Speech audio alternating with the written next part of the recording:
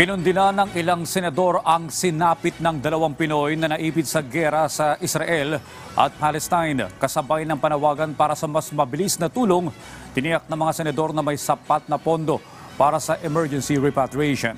Ang sentro ng balita mula kay Daniel Manarastas.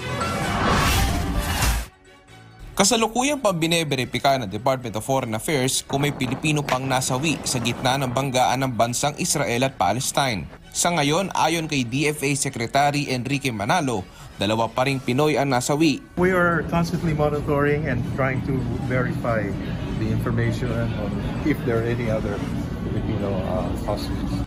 Kinondena ng mga senador ang trahedyang sinapit ng dalawang OFW sa Israel. Sabi ni Senator Jinggoy Estrada, dapat maging handa sa pagbibigay tulong sa ating mga kababayan na apektado sa nangyaring tensyon sa Israel. Dapat anyang matulungan hindi lamang ang mga biktima, bagkus maging ang kanilang mga pamilya. Anya, mayroong nasa 8.9 billion pesos na alokasyon para sa Emergency Repatriation Fund na nasa pangangalaga ng Department of Migrant Workers na pwedeng panggastos para sa ating mga kababayang OFW. Kinalungkot din ni Senator Loren Legarda ang anunsyo ng DFA hinggil sa dalawang Pinoy na nasawi.